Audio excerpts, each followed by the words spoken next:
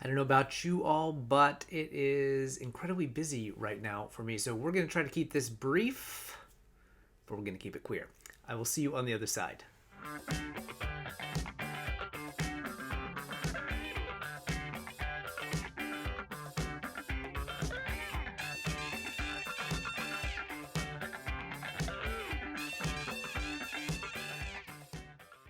And welcome to this episode of Gary Knits Gary Rides, a Craftivism podcast at the intersection of making things and doing good. And I'm trying to grab my notes without making a mess.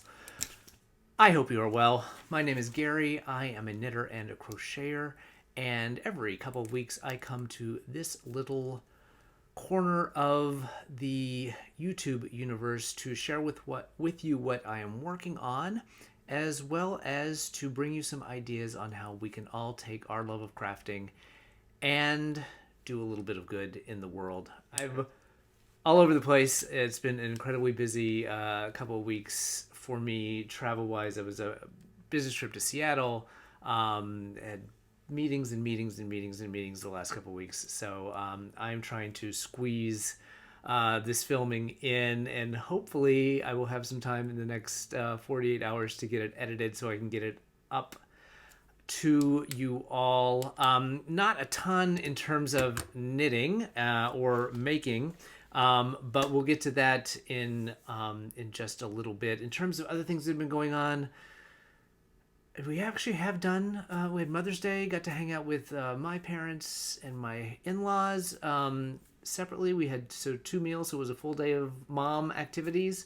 A little bit of theater. We went to go see the big theater company here in Los Angeles. I think not the last of the season. We've got some other stuff coming on, but they were doing I think it's the road production of The Life of Pi, which is the stage adaptation of the book from Jan Martel, The Life of Pi. Love the book for a long period of time. It was one of my favorite books.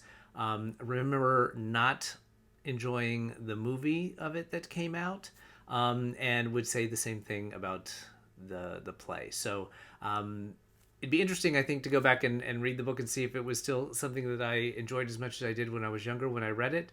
But I don't think either of those adaptations captured what I remember loving about the book. It was all done with like puppetry. If you know the story, it involves lots of animals, and sort of ingenious work, puppetry work. But I just didn't think the the story just didn't have the same magic that I remember having read the book.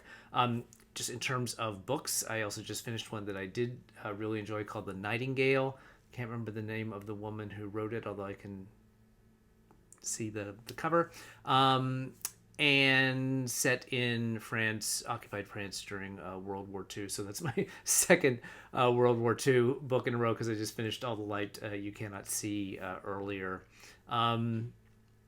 That's about it in terms of what's been going on. We're watching My Brilliant Friend on, I think it's on HBO or Max or whatever they're calling it these days. Enjoying it, although can only understand about a third of it in the Italian. It has subtitles, but a lot of it's in Naples, the Neapolitan language, not just the accent of the language, and so that's close, but not exactly the same as Italian.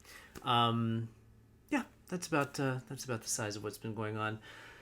Busy couple of weeks, I'm sure, for everyone out there, wrapping up the school year. Likewise, I'm trying to wrap up all this work stuff that's been going on, and then looking forward to a vacation. So I think that I will have one more episode out right before we head out on vacation. June is going to be a complete whirlwind for me, not just because of that, some additional travel, and then the Pride Pod Mal is coming up. So with that, let's just segue right into the Craftivism. It's a very queer-heavy Craftivism segment this week.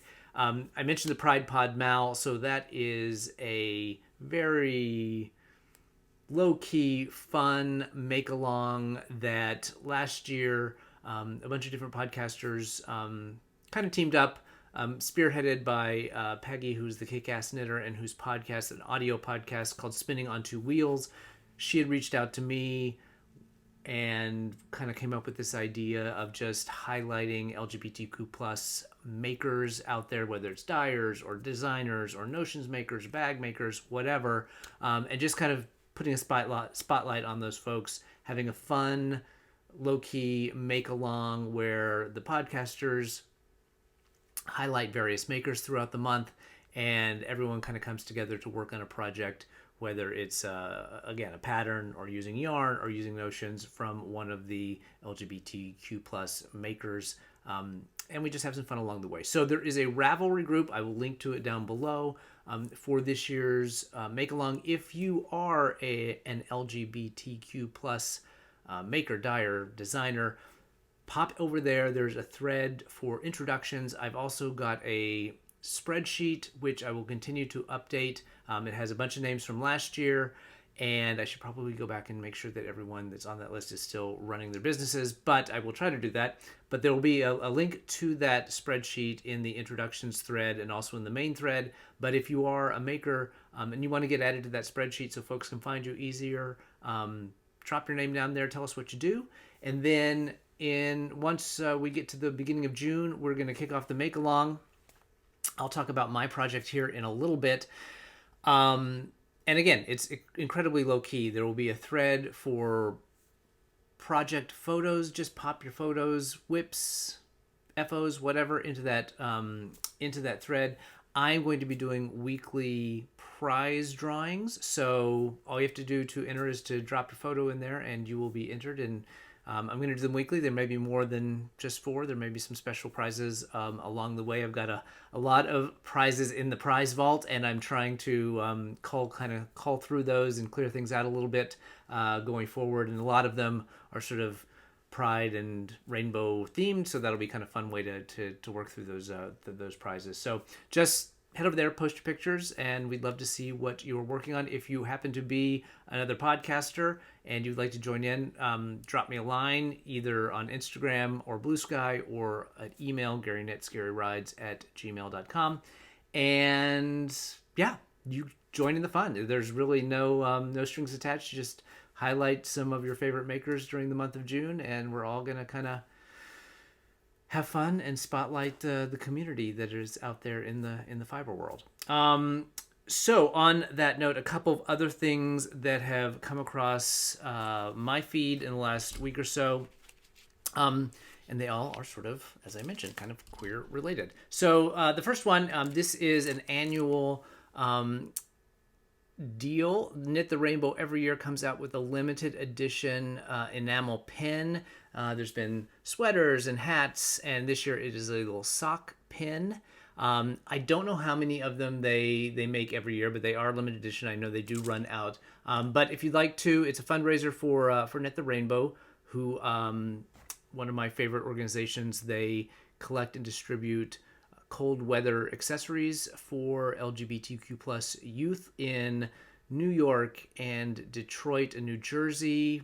And there may be one other market that I'm missing, but it's a fantastic organization. They're not collecting right now. They kind of take a break during the warmer months and let us all knit up our projects. And then I think starting in usually around September, they'll start collecting again. So if you want to give a little love to Knit the Rainbow during the warm months, go collect one of their this year's collectible pen.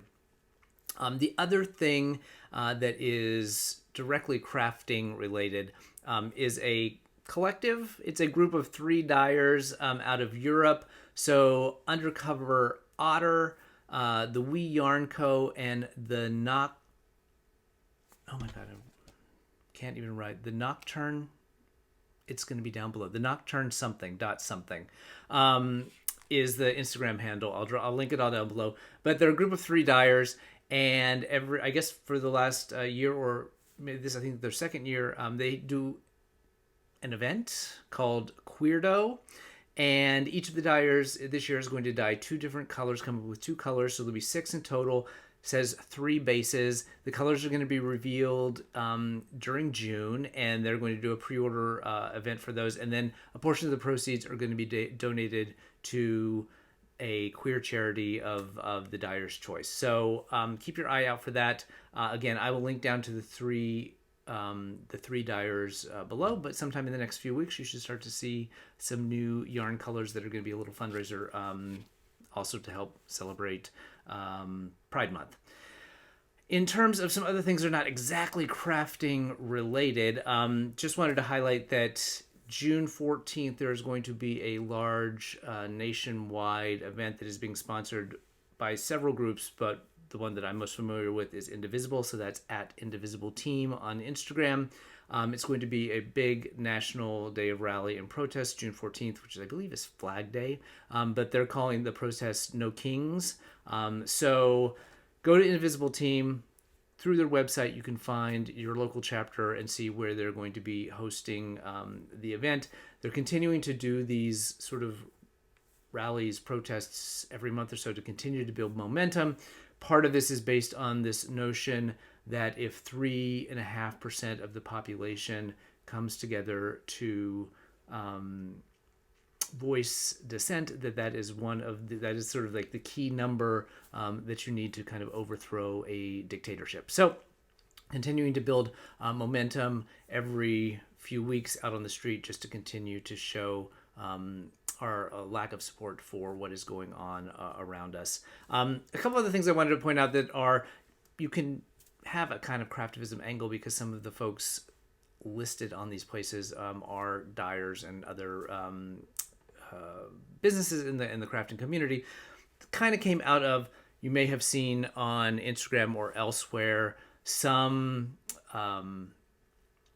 attention being paid to this I don't know how new it is, but this website called Public Square, which is where sort of right-wing companies can list their businesses. They have to opt in, is my understanding of it, but it's a way to sort of like show supporters of their point of view, how to direct their money so that they're supporting people who support their values.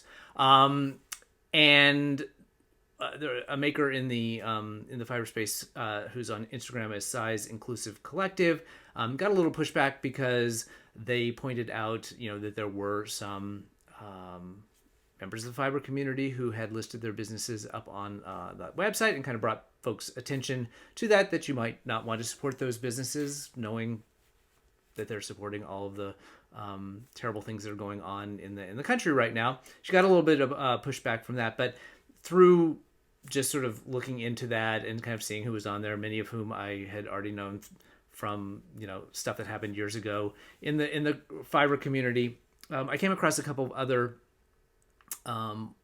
websites, groups that have put together kind of shopping databases, I would say.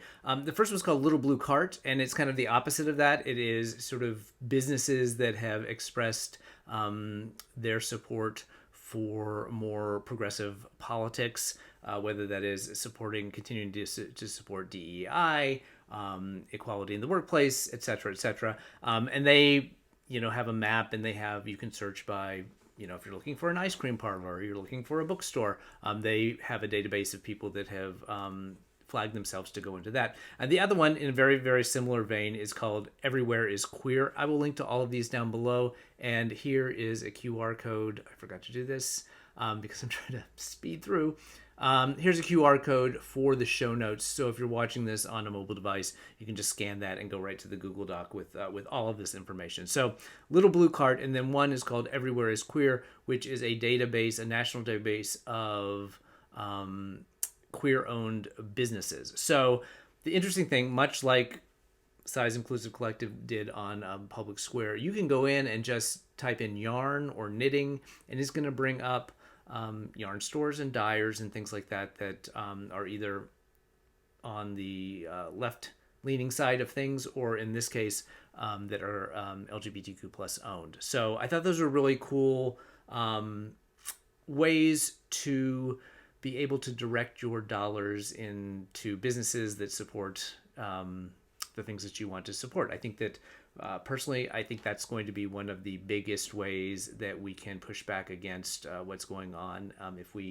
One of the reasons why there's a big boycott going on at Target and boycott going on Amazon is that those are businesses that have directly financed the sort of fascist overtake of our government. And so I think that, at least for me personally, if I can direct my money to folks who are in opposition of that, that is a win-win for me and for, I think, the rest of the country. So those were just a few ideas that came across the feed this week. Again, I always say this, but if you see something, say something. I love to highlight and support folks who are out there kind of using their platform and their business to support good things in the world. So let me know if you see something, if there's someone that's doing a special dye, a yarn color, or a pattern where a portion of the proceeds are going to be going to a charity. Let me know. I'd love to share that here on the podcast. So with that, let's get into the knitting and the making. I don't think I have any crochet this week. As I mentioned, haven't had a ton of time. I mentioned I had a business trip up to Seattle, and was able to get some work done on the flights. It's not a super long flight, but it's 2.5 hours or so. But I've done a couple of little like mini FOs that I thought I would share, and then have some ongoing whips. One in particular is getting the bulk of my attention because it's kind of on a deadline, or I thought it was a deadline. We'll see if I'm even going to get close. But let's start with full FOs. So I finished just in time for spring 2023. These are the Hello Spring 2023 socks countdown. It was like kind of a spring advent from Laura over at Always Be Kind Yarn that I had started when I got them in 2023, and then after about 8 rows, they got put back in the little project bag that came with it, and I never picked them up again. So I'm trying to kind of burn through some of it. I have several sock admins. I'm trying to get through them over the next year or so before I buy another one. But this was really fun. She put 250 gram, or I think it was a little bit more than 50 grams because I think it was 115 grams total, skeins in cakes inside of these little bags, so you couldn't see what the colors were until you kind of got through the first full repeat. I used Laura's diamond heel pattern. So and it's funny, I just saw, I was just watching earlier today, Gabs and Che over at Slip Slip Sis. She just did the diamond heel pattern as well. The cool part about it is, as you can see, you maintain your self-striping stripes through the heel. It's a unique heel construction. It looks a little weird. I mean, obviously flat, it looks a little weird if you're used to seeing socks knit. And I don't know if you're going to be able to see, but this is kind of how it looks on the back side. And it looks also strange on blockers. I've tried these on, and they fit pretty well. I do think because it's a different construction, my normal I need to knit this long on the foot before I start at the heel didn't work exactly right. So it's a little kind of loose for me around the heel, or the foot feels a little big.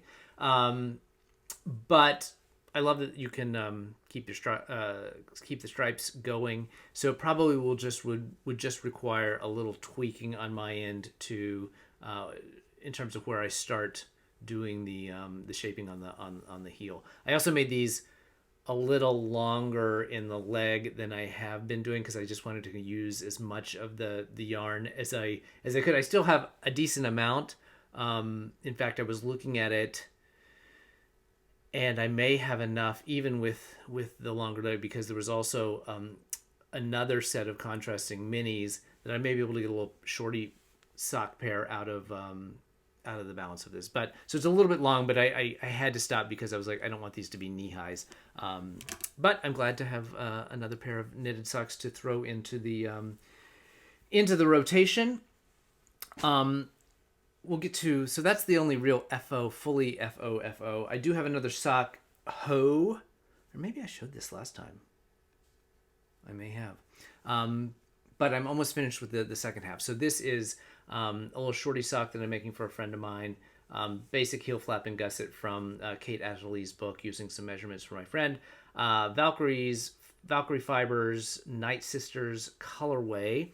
So I'm through the heel and the gusset shaping on the second one, and I'm kind of halfway down the foot.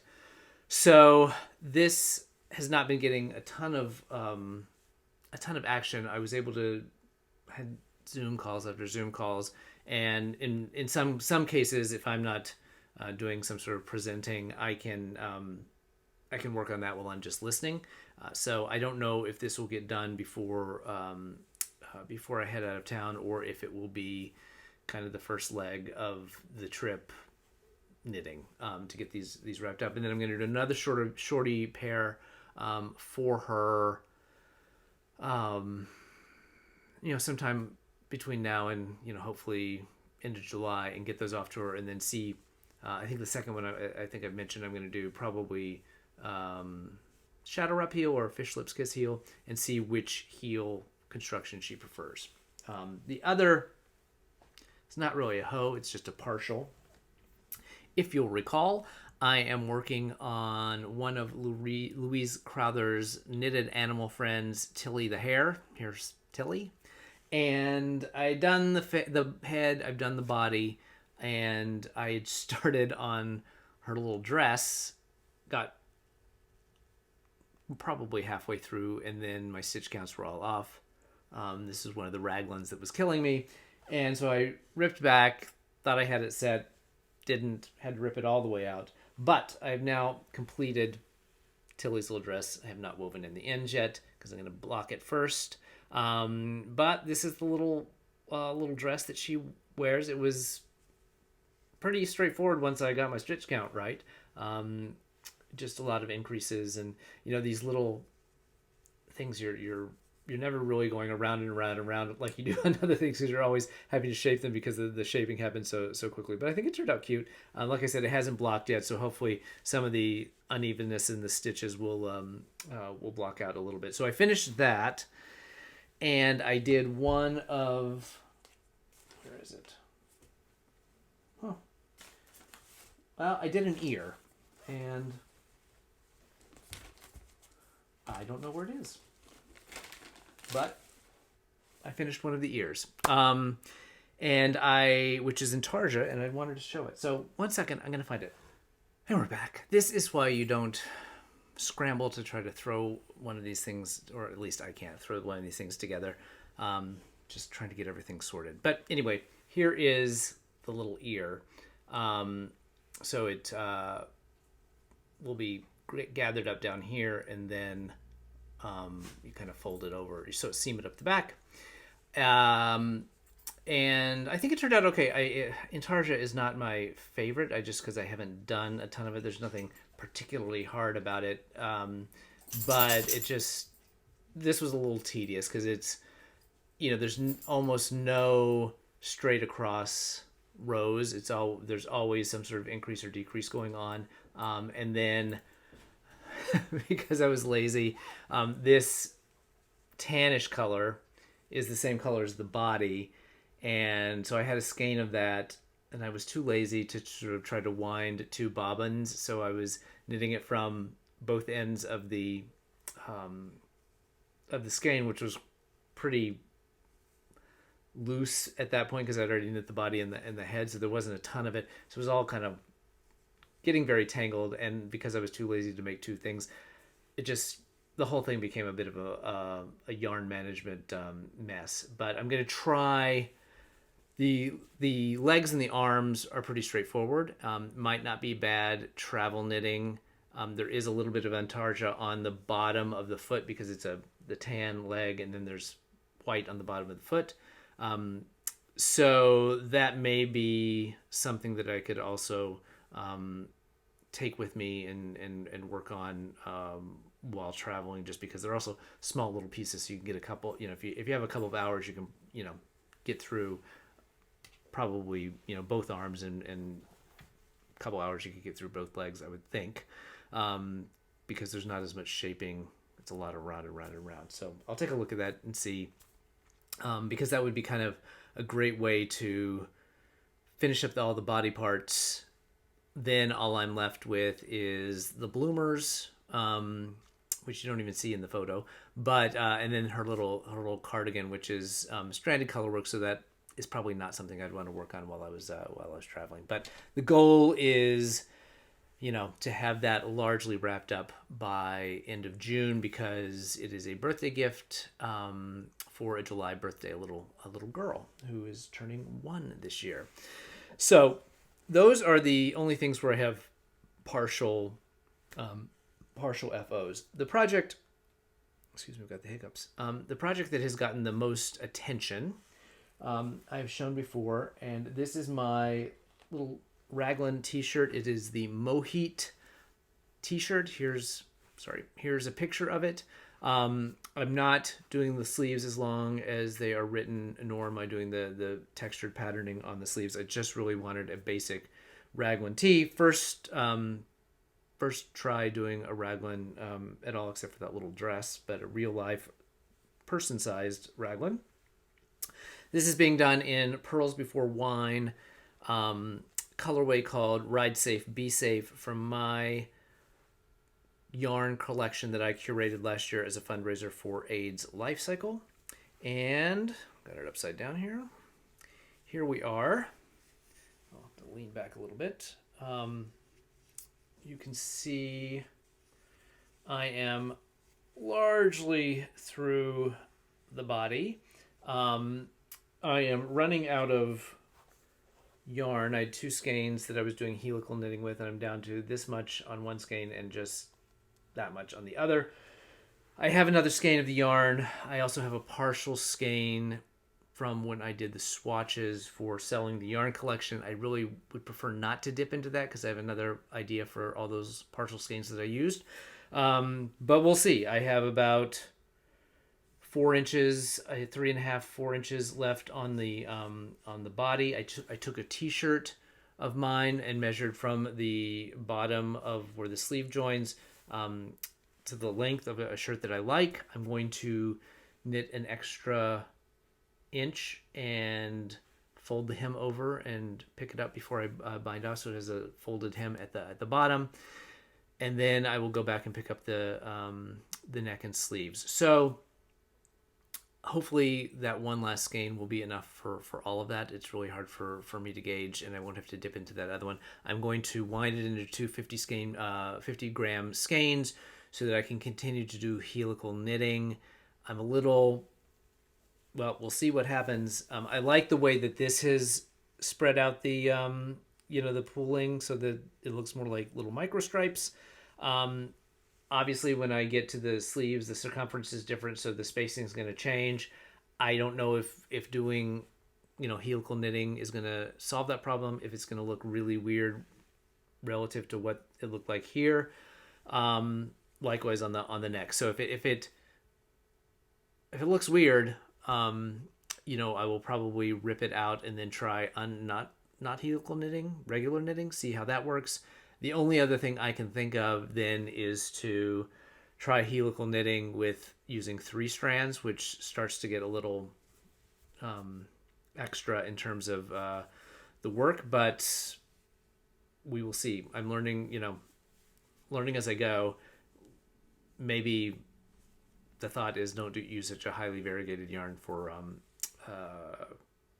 knitting something like this.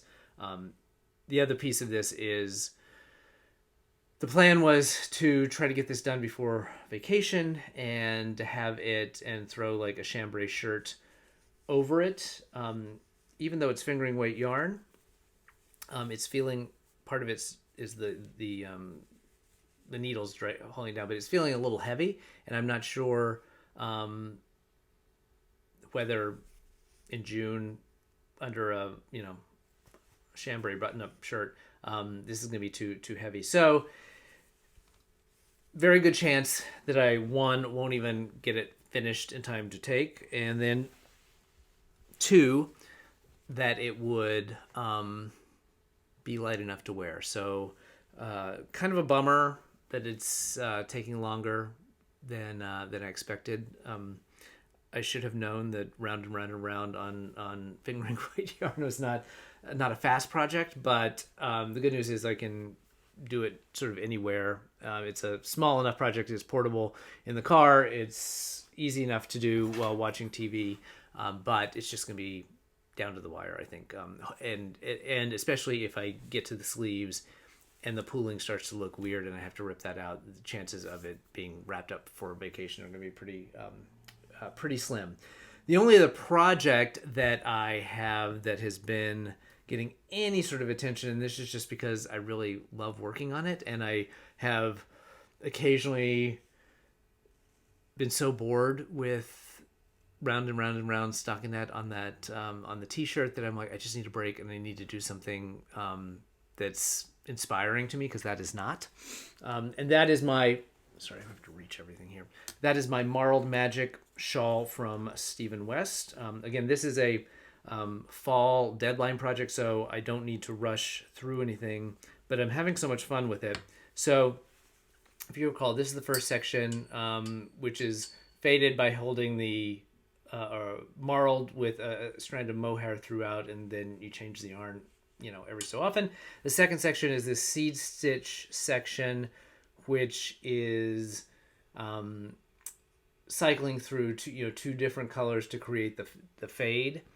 And I'm loving how this section has turned out. The math I did not do properly, so I think I changed colors too quickly early on, so I'm having to make these last few marls a little bit longer. I'm down to the last 20 rows or so, I think. So it's going to go from this. I just switched. One of these is a solid purple, and the other is this Ba yarn, kind of paler purple with some kind of rusty brown in there. And then from there, it's going to go into a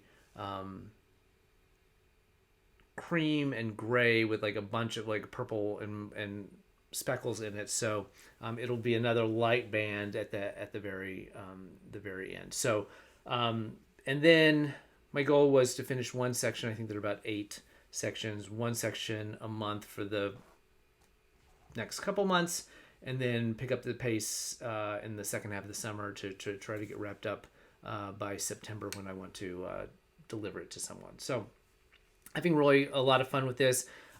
It's been fun going through all my scraps and just seeing how the whole different styles of marling kind of play out in the development of the shell. Plus, it's Stephen West, so there are always some fun techniques along the way. So those are the things that have gotten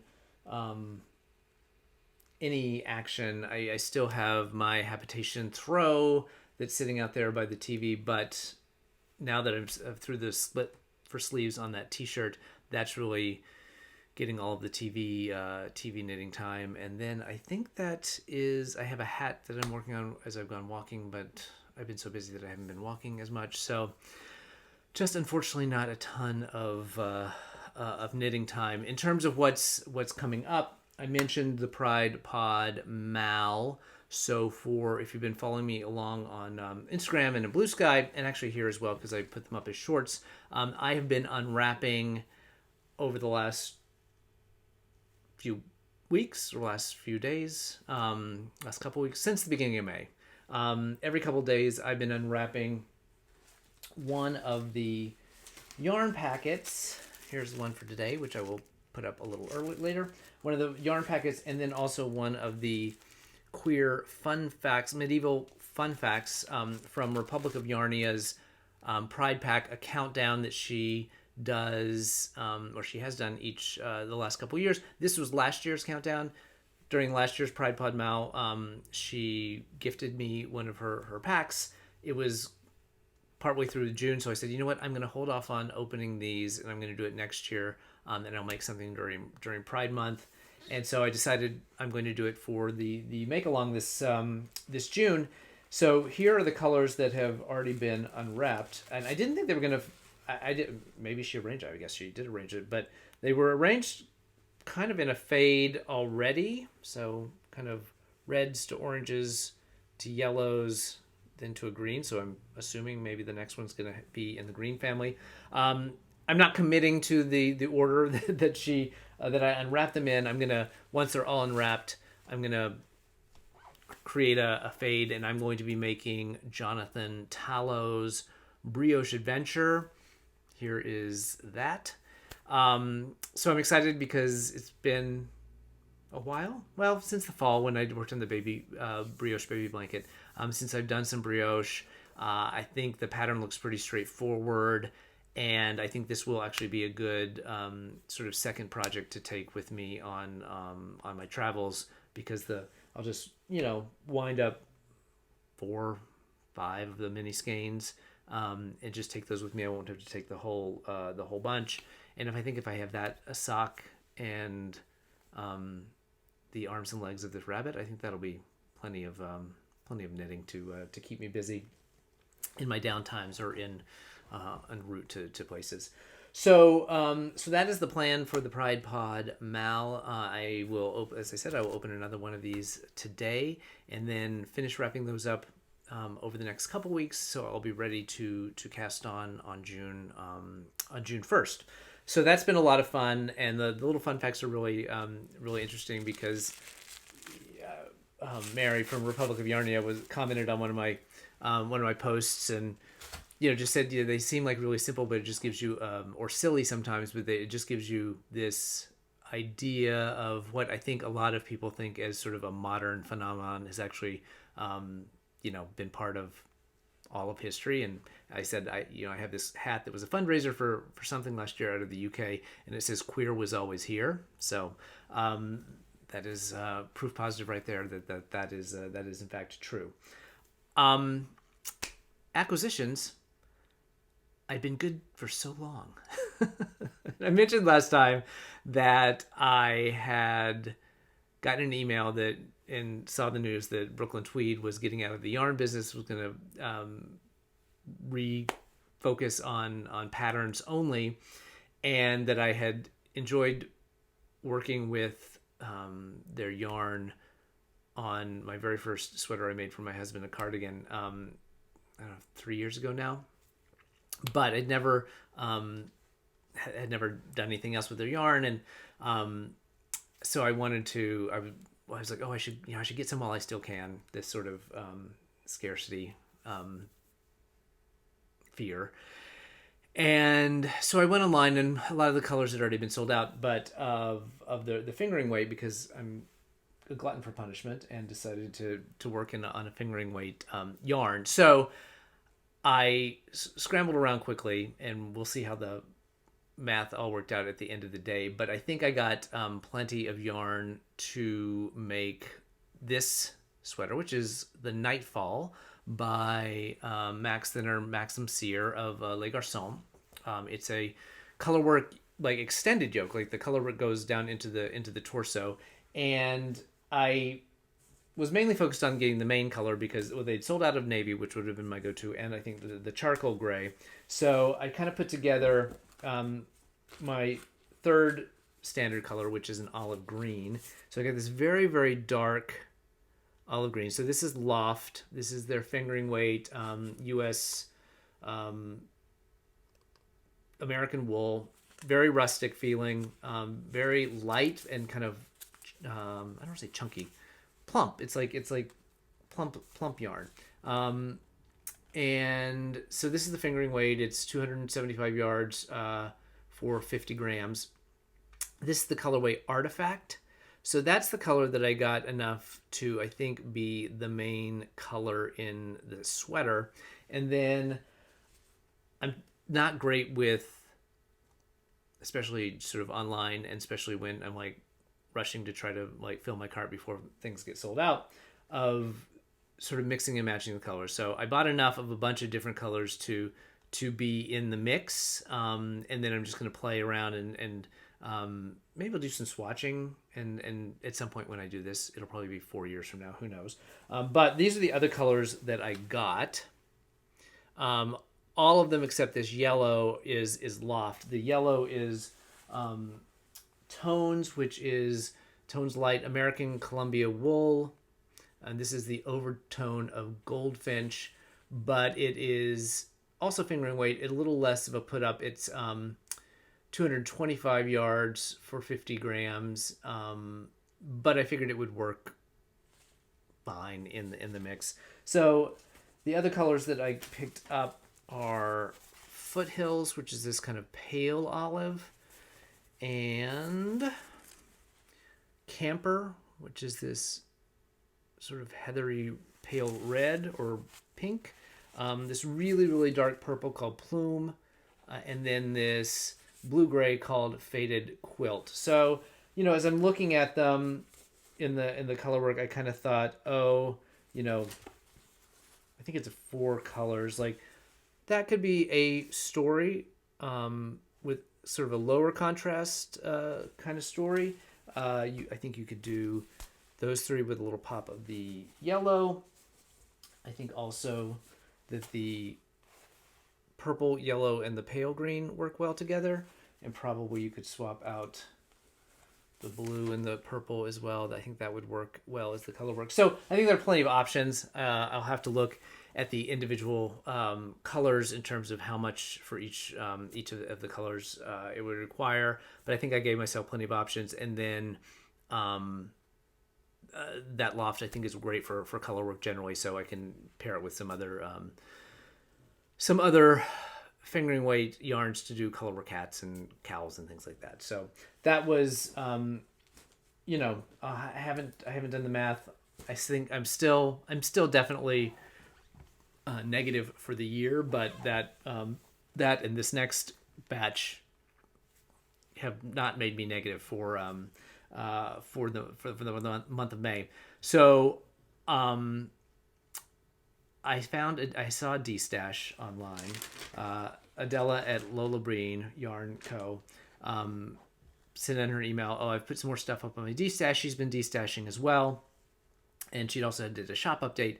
But I went on there, and usually, I look through everything, and sometimes I'm tempted to do something, and I'm like, no, I really don't need any yarn, and I don't need any yarn. But she had a bunch of self-striping yarn, DK weight, which you don't always see a lot of. I got a lot of fingering weight to make socks, but I want to try to make some DK weight socks as well.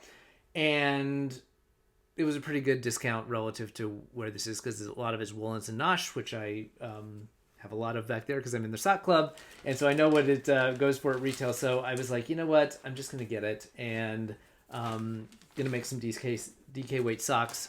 So I got this colorway called Sprout, which is 100% superwash merino, so it's a different base than what she uses in her sock club, and I think a different base. She's had trouble. I think I read that Michelle had some trouble getting some of her bases, and so she switched them out. I think for her advent. This one is a colorway I have in on the sock base. I used it for some swatching for a design project I was working on. Absolutely love how it works up. It's called Percolated, and so those will be a great pair of socks. I've never made a DK sock, so I like the idea of them working up faster. I have worsted weight, which I wear around the house as sort of like house socks with some Birkenstocks, but I don't have any DK weight. So I'm interested to see how much heavier they feel just for everyday wear, and if they're too heavy, they don't have a lot of house socks, I suppose. The other, I think I have 2 more woolens and nosh, both DK. This one, which is a colorway I've not seen before, is called City Blues. So it looks like it's just gonna be blue and gray and black, which is very cool, and white. And then the other one, which I also have in fingering weight, and is absolutely, this was like her, I feel like it was a show colorway for up in Rhinebeck a couple years ago. But this is called Happy Camper. Just really, really fun. So I was very excited for those. And then there was a dyer that I was not familiar with, and it's a sport weight. So I've also never made sport weight socks.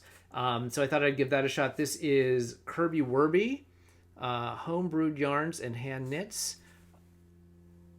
Fun. colorway is called Super Shitty. It's an Advent, a Schitt's Creek Advent. So from 2020. So that looks like it's going to be a ton of fun. So if you have a favorite DK sock pattern, DK weight sock pattern, or a sport weight sock pattern, drop those in the comments down below.